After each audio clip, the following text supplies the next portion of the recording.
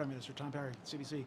We saw a video today of you having an exchange with Xi Jinping, and President Xi seemed to be very upset.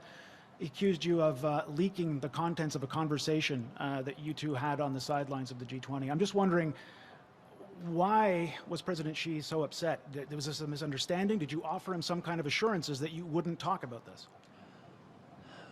First of all, not every conversation is always going to be easy, but it's extremely important that we continue to stand up for the things that are important for Canadians.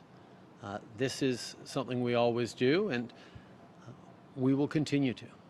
I highlighted areas in which we can and should be working together. A good example is the Nature COP15, being held in Montreal over the coming weeks. At the same time, as I highlighted, areas of mutual concern, geopolitical challenges from the war in Ukraine to the situation in North Korea.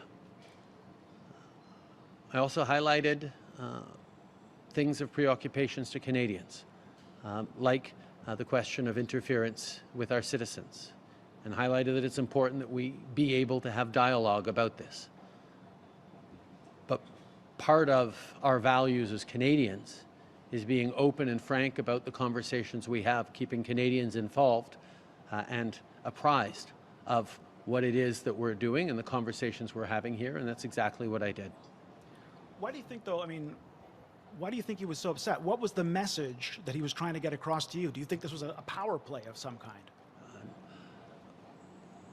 We know that China is an important global player in the economy and has a very big impact on events around the world. And Canada needs to be able to engage constructively and directly on areas we can work together, while at the same time we continue to be there to challenge on human rights, on values and principles that matter to Canadians, and look to advance the interests of Canadians. And this is something that we're going to consistently do in a clear and hopefully a constructive way.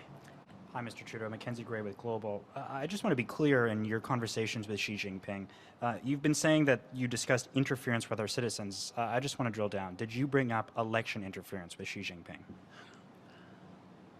I think there's something really important that Canadians need to be reassured by.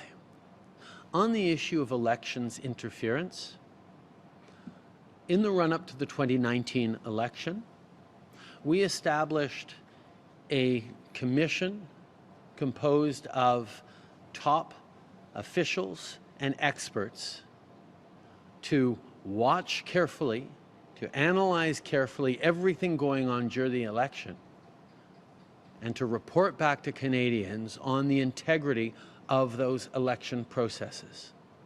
And both for the 2019 and 2021 elections, those experts were confident that the elections in Canada unfolded in the right way, and that Canadians can be reassured of that. Their reports are clear.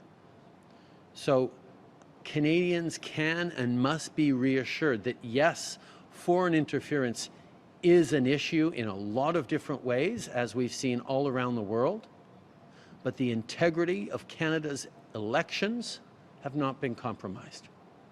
Following up. So did you raise election interference with Xi Jinping? I raised the issue of interference with our citizens and expressed that it's important that we continue to have dialogue about that. Going back to China, President Xi told you that the way that you've proceeded is not acceptable, it can't be repeated. Do you actually see a problem here? Because in the video you seem to be dismissing that concern. Canada trusts its citizens with information about the conversations that we have in their name as a government. I think it's important that Canadians in a democracy, that citizens in a democracy, be apprised of the work that leaders are doing on their behalf, and I won't shy away from being open with Canadians, even as we discuss important and sometimes delicate subjects. Getting the balance right between being open about disagreements and issues we raised, while being able to work constructively at the same time, is something that people have to understand is what Canadians will always do. We'll take one last question with follow-up. Hi, James Griffiths, The Globe and Mail. Earlier you spoke about the importance of dialogue, but you seem to be something of an exception when it comes to a lot of your allies and not having a formal bilateral with President Xi. Given the exchanges that we did see and we have been talking about, do you feel isolated given other allies, including other countries, including many of Canada's allies, appear to be building closer ties with China at the moment? Do you think Ottawa's being left out in the cold? I think there is a clear consensus around G7 allies and others that we need to engage constructively with China on a number of issues, whether it's economic opportunities for our businesses and citizens, whether it's collaborating on climate change, as we are with the Nature COP coming up in Montreal, or dealing with geopolitical instability, whether it's the war, Russia's war in Ukraine, or concerns around North Korea. At the same time as we are there to highlight challenges around human rights, challenges around interference. These are things that we need to have direct conversations on, and Canada will continue to have those.